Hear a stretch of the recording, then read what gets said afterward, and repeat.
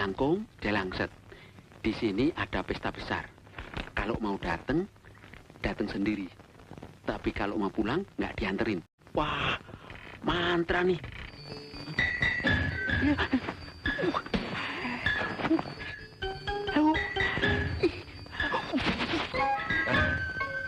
Hah? Dono, kenapa itu? Hah? Kenapa lu? Pedas? Sakit? Meriang? Ternyata Kopral Dono ada di sini ya. Kenapa kamu tidak ada di pos? Tadinya saya menangkap bule sama perempuan itu.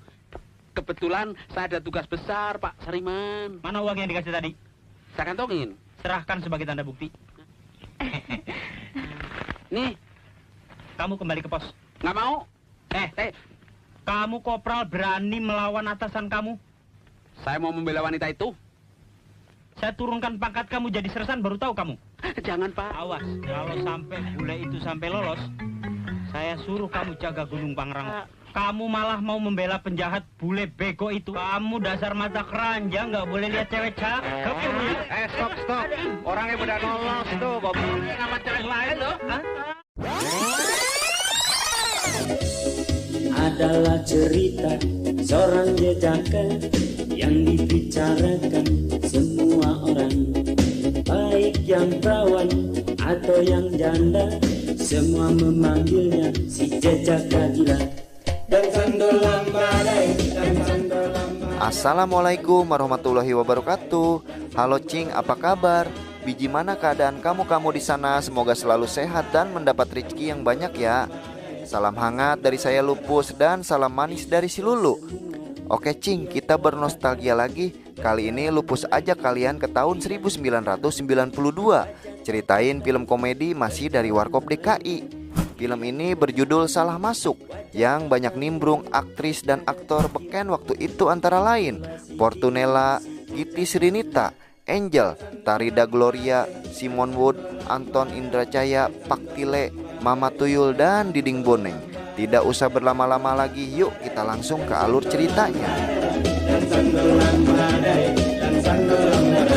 Semua mata tertuju melihat padanya, aksi dan gayanya seperti orang kaya.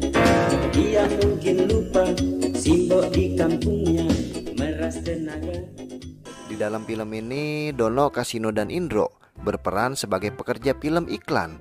Mereka bertiga pun menginap di salah satu hotel dan menyaksikan atraksi penari perut. Mereka pun betah di sana. Matanya jelalatan melihat sang penari goyang seperti ular keket.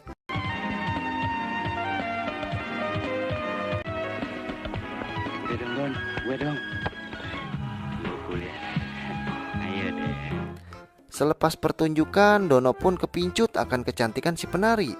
Dia pun diam-diam mengikuti gerak langkah si penari itu. Sampai ketika Dono masuk tetapi dia salah kamar, yang di dalamnya ternyata banyak cewek-cewek yang lagi pada salin, dan cewek-cewek itu pun pada berhamburan keluar. Kali ini dia pun berhasil masuk ke dalam kamar si penari tersebut. Awalnya wanita itu kaget kamarnya dimasuki oleh Dono, tetapi Dono bisa untuk memulai pembicaraan dan berhasil membuka suatu hubungan perkenalan. Dono pun akhirnya disuruh tunggu dulu di luar sebab wanita itu sedang salin pakaian dan mau mandi. Wanita itu bernama Sally. Setelah Dono memberitahu alamat yang berlokasi di Pondok Indah Permai, Sally langsung kode dan pasti akan main ke rumahnya Dono. Menurut Sally, siapa yang tinggal di Pondok Indah Permai merupakan orang tajir. Apalagi setelah Dono bilang pekerjaannya sebagai sutradara iklan. Sally pun semakin bersemangat untuk main ke rumahnya Dono. Saya juga seorang sutradara film, sinetron, iklan. Saya pasti datang.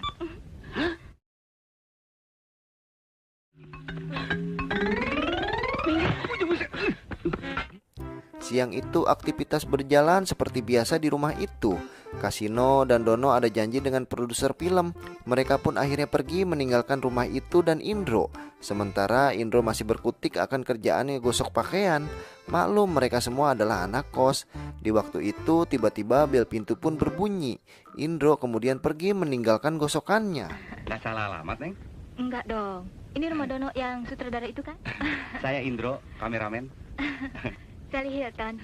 Dono ada? Dono pesen, kalau ada tamu katanya disuruh menunggu. Dia pun kaget, ternyata yang datang adalah wanita cantik. Indro pun langsung keluarkan jurus saktinya untuk si wanita tidak buru-buru pergi. Wanita itu adalah Sally yang mencari Dono. Keparangan banget Dono sedang pergi. Jadi Indro pun bisa leluasa gombalin Sally yang cantik. Indro pun malah ngelantur ngomongnya yang bilang Dono lagi kejar-kejar cewek bule. Dan Dono merupakan sutradara yang mata keranjang. Di saat itu ternyata Kasino balik lagi ke rumah karena dia perutnya mules pengen boker. Kasino dilarang Indro masuk karena Indro sedang mengetes pemain film. Ngapain balik sih? Aduh, perut gua melintir, Bro. Pengen beol. Loh, Nggak bisa, gue lagi ngetes pemain. itu kan penari striptis yang pernah nari sama kita. Iya ya, bagi. Sally pun dari dalam rumah teriak kebakaran. Ternyata asapnya itu datang dari baju yang gosokannya belum dirapikan oleh Indro. Entah apa yang ada di dalam pikirannya Sally. Dia pun tiba-tiba bercerita tentang pengalaman yang habis mandi di rumah orang. Dan orang itu membuka seluruh helai benang di tubuhnya. Sambil Sally mempraktekkan yang membuat Indro nenggak ludah berkali-kali. Dan akhirnya Sally pun berpura-pura pingsan. Kemudian Indro pun merangkulnya. Dia memeluk saya seperti begini. Terus dia memandang saya dengan penuh nafsu.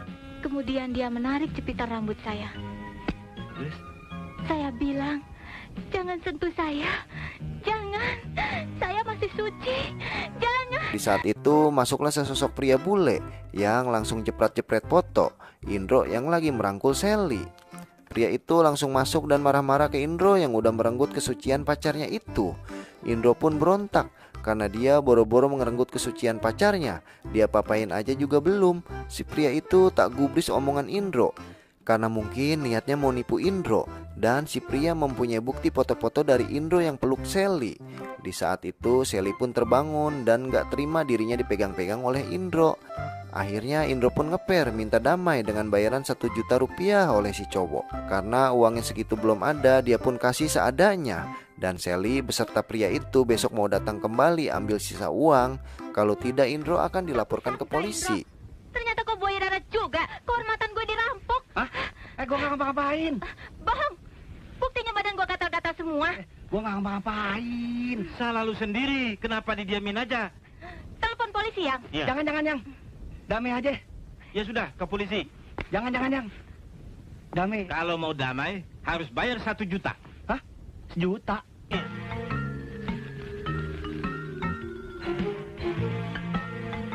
Nih, ambil. Adanya cuma segitu tuh. Kalau tahu gitu dari tadi gue rejeng sekalian loh. Tidak beberapa lama datanglah Dono, Nela pacarnya Indro, dan Lia pacarnya Kasino. Nela pun menemukan kacamata Sally yang tertinggal di sofa. Kemudian dia pun interogasi Indro. Lia menemukan lipstik di meja, sepertinya kepunyaan Sally juga. Tetapi Indro beralasan itu punyanya Yuli gendut tadi ke rumah cari Dono untuk syuting iklan. Pas banget orangnya datang. Di saat itu Indro langsung kode ke Yuli bahwa barang-barang itu adalah kepunyaannya. Rame amat sih. Ntar kalau udah mau syuting gue calling. Ngapain sih lo mandar-mandir aja? Itu juga punya lo, ambil. Wah, ini juga buat saya. Ay.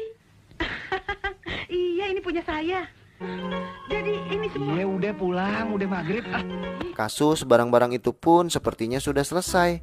Ketika Lia nyalakan televisi, gambarnya buram seperti listrik setengah. Kasino pun akhirnya bergerak cepat, dia pun langsung menjasmen. Paling juga meteran listriknya lagi down. Dia pun kemudian betulin sikring yang tiba-tiba Kasino pun tersetrum. Indro cerita semuanya ke Dono di kamarnya. Indro pun menyalahkan Dono karena itu cewek kenalannya Dono. Tetapi malah Indro yang menjadi korban kemalingan. Omongan mereka ternyata didengar oleh Lia dan Nela dari balik pintu kamar. Antara Dono dan Indro mempunyai rencana untuk Sally dan cowok bulenya ketika esok datang. Mereka pun semua bersiap untuk makan malam. Aneh, Kasino setelah tersetrum tadi badannya seperti magnet, yang setiap benda berbahan logam langsung aja loncat dan menempel di tubuhnya. Esok hari pun tiba, di saat yang ditunggu-tunggu pun akhirnya datang. Si pria bule itu pun dengan baik hati menawarkan ke Indro kalau langsung dilunasin bakal dikasih potongan diskon 20%. Mau cicil atau mau bayar sekalian? Kalau mau bayar tunai saya kasih diskon 20%. Cicil aja deh, biar sering ketemu kamu. Kita sudah termasuk baik loh, dikasih diskon segala. Ternyata rencana mereka yaitu Dono berpura-pura menjadi polisi. Dengan gagahnya, Dono pun hampiri Sally dan pria itu. Ternyata Sally mengenali Dono, yang mereka pun akhirnya berpelukan. Tetapi Dono tidak bisa tergoda. Si pria bule pun bisa merasakan bahwa Dono menyukai Sally. Kemudian si pria bule itu pun memberanikan kasih lihat foto Indro yang sedang merangkul Sally. Karena adegan rangkul itu sendiri Indro tidak bercerita ke Dono. Pada akhirnya Indro pun kena serangan balik oleh Sally. Dia pun pergi ke kamar atas untuk mengambil borgol. Untung aja Lia dan Nela datang karena mereka sudah tahu tentang kejadian Indro berkat menguping semalam. Mereka pun mau menyelamatkan Indro dari kasus tersebut. Tetapi urusan pribadi akan Nela bejek nanti kalau udah selesai kasus ini. Ternyata mereka membawa polisi kasino untuk menangkap pria bule dan Sally sang penipu. Kasino pun gregetan pengen bawa aja si bule dan Sally. Tetapi si bule menahan kasino tunggu polisi yang lagi ambil borgol. Kasino pun terkejut. Pas Dono yang datang, Kasino pun langsung datengin yang pakai seragam kopral, sedang Kasino berseragam perwira. Ternyata Kopral Dono ada di sini ya. Kenapa kamu tidak ada di pos? Tadinya saya menangkap bule sama perempuan itu. Ternyata mereka nggak bersalah. Kebetulan saya ada tugas besar, Pak Sarima. Uang yang dikasih tadi, Saya kantongin. serahkan sebagai tanda bukti. Nih, Kamu kembali ke pos. nggak mau. Kamu Kopral berani melawan atasan kamu? Saya mau membela wanita itu. Kamu malah mau membela penjahat bule bego itu. Saya turunkan pangkat kamu jadi sersan, baru tahu kamu. Jangan, Pak. Mereka nggak jahat. Endro yang pengecut.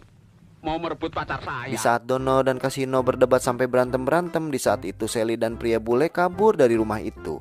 Dan setelah semua kondusif, giliran Kasino dan Indro yang dijewer oleh para ceweknya karena mereka keganjenan. Singkat cerita, produser film jemput mereka pakai mobil box untuk proyek iklan. Karena mobilnya udah ketuaan, kaki kiri Dono pun kejebros. Kok produser ngirim mobil jemputan buat kita kok mobil box barang begini ya? Nah, jelek-jelek begini juga mobil film. Nggak semua orang dapat kesempatan naik mobil film. Produsernya bekas tukang beras kali.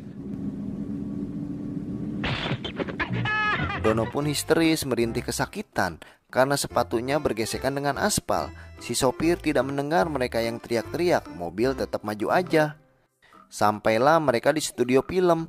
Di saat lift yang mau naik ke lantai atas atau mau landing, mereka pun berlari dan padat-padatan di dalam lift itu. Tuh berdiri di situ, liatin dong kayak gua di sini. Depan cewek cakep. Pak, cerutunya tuh turunin dong.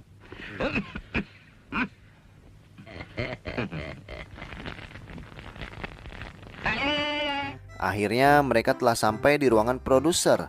Mereka pun ngobrol tentang perfilman Indonesia yang tidak mau kalah dengan perfilman Amerika yang sombong. Si produser pun pengen jabanin mereka film-film Amerika. Dia pun sengaja memanggil Dono dan teman-temannya untuk memulai membuat film periklanan. Si produser mempercayai mereka untuk garap film iklan bir. Setelah negosiasi honor selesai dan dibayar 50%, mereka pun akhirnya pamit pergi untuk memulai proyek iklan. Teledornya mereka buang puntung cerutu ke kotak yang isinya petasan dinamit untuk operasional film. Di dalam kantor itu pun kekacauan terjadi. Semua berhamburan keluar termasuk si produser. Di luar gedung ternyata mereka bertiga menganggap si produser keren. Siang-siang bakar petasan yang setelah itu ada aki-aki di lantai 2 terjebak api mau loncat ke bawah. Kagetnya bukan kepalang, akhirnya mereka pun ambil lawan besar untuk hadang aki-aki yang akan jatuh. Tiba-tiba di ruangan sebelah terdapat cewek cantik yang mau lompat juga. Akhirnya mereka pun pindah posisi untuk menyelamatkan si wanita. Singkat cerita, mereka bertiga bingung tentang pemeran utama wanita di dalam iklan bir tersebut. Dono yang merupakan sutradara menginginkan pemeran wanitanya gendut. Akhirnya Yuli gendut pun dipastikan menjadi bintang utama iklan garapan sutradara Dono. Di waktu hari H, Kasino yang tukang make up lagi berantem sama pemeran utamanya. Sama orang tua aja berani. Ternyata Yuli ini anaknya doyan makan. Terang aja gorengan buat semua kru digaras habis satu piring olehnya. Belum juga dimulai syutingnya, ini si Yuli orang yang merugul gimana dia. Sampai-sampai Indro pun bingung dengan Kasino. Dono pun akhirnya ajak Yuli untuk latihan vokal dengan alat musik piano. Bukannya serius untuk latihan. Yuli tetap aja mulutnya ngegayam makanan. Dan pada akhirnya dia pun protes gak usah latihan-latihan lagi. Mending langsung syuting aja. Permintaan Yuli pun dikabulkan. Akhirnya syuting pun akan segera dimulai. Udah di make up cantik-cantik, pakai disemprot-semprot. Bego.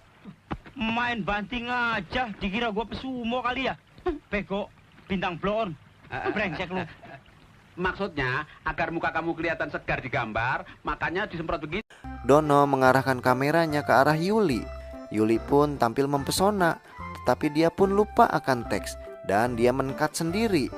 Baru mau mulai adegan selanjutnya, Yuli melihat jam yang ternyata dia ada janji mau telepon babehnya.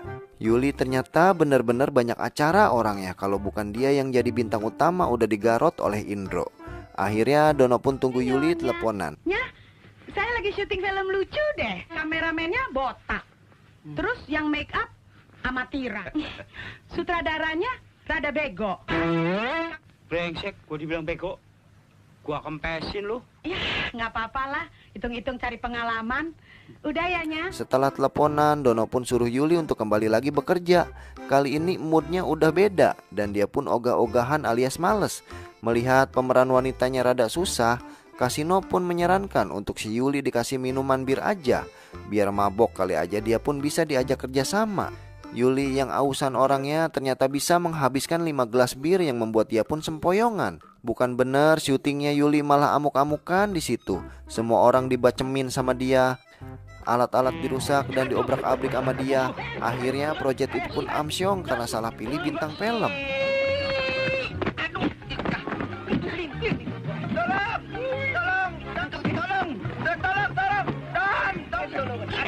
Apa nih? Habis lo. Nah. Minum tuh biar kenyang. Makan tuh rantang. Itu dia biangnya. Makan tuh Jimat.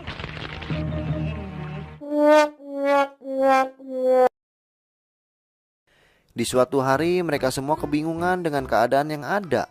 Karena si produser mau datang ke rumah itu. Udah duit habis, alat-alat pada rusak, filmnya pun amburadul. Pasti si produser akan gugat mereka semua.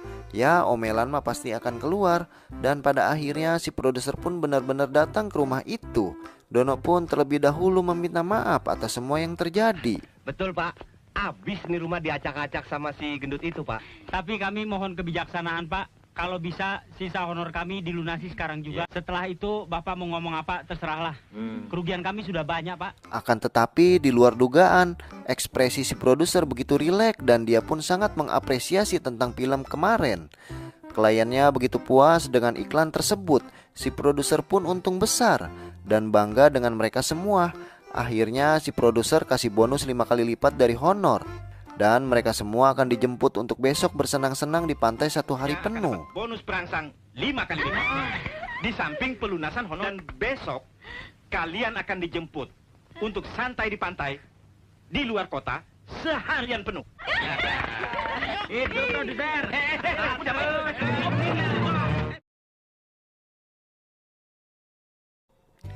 Singkat cerita, kali ini mereka akan syuting film iklan golep. Tetapi syutingnya di rumah sakit. Indro malah buat seisi rumah sakit geger karena tas yang berisi bola golep pada jatuh berhamburan. Mereka pun kemudian dikejar oleh semua orang. Saking kesalnya mereka pun kemudian tercebur ke dalam kolam. Dan semua orang yang mengejarnya tercebur pula karena licin jalannya. Akhirnya mereka ngumpet di salah satu kamar mayat. Dono pun menemukan sebuah kertas yang ketika itu dia pun membacanya. Sepertinya itu merupakan sebuah mantra. Seketika itu semua mayat yang ada di situ pada bangun dan menakuti mereka. Delangkung, delangset. Di sini ada pesta besar. Kalau mau datang, datang sendiri. Tapi kalau mau pulang, nggak dianterin. Wah, mantra nih.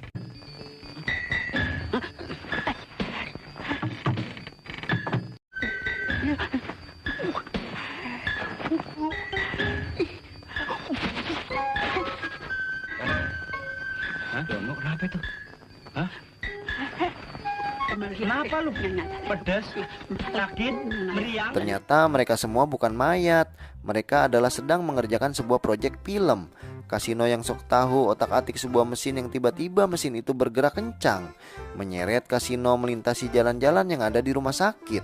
Di saat Dono dan Indro melihat kasino terseret oleh mesin itu, mereka pun nekat cegat dan akhirnya ketiga orang itu pun terbawa dan terseret sampai suatu dinding yang terdapat saklar listriknya. Kemudian mereka bertiga pun tersetrum.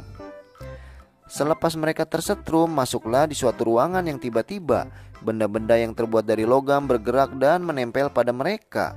Ini mungkin efek tersetrum listrik tadi, jadi mereka mempunyai daya magnet yang cukup kuat. Dan pada akhirnya, orang-orang yang telah dikacaukan oleh mereka bertiga pada datang, terutama para pemain film itu. Tidak ada jalan lain bagi Dono, Kasino, dan Indro. Jalan satu-satunya yaitu untuk kabur hanya jendela. Akhirnya mereka pun buka jendela itu, tetapi naas, di bawah jendela ternyata kolam pertama yang mereka tercebur. Selesai filmnya. Walau juntrungannya nggak jelas, ini film tetap bisa menghibur ya Cing. Terima kasih ya. Sampai jumpa di alur cerita selanjutnya. Wassalamualaikum warahmatullahi wabarakatuh.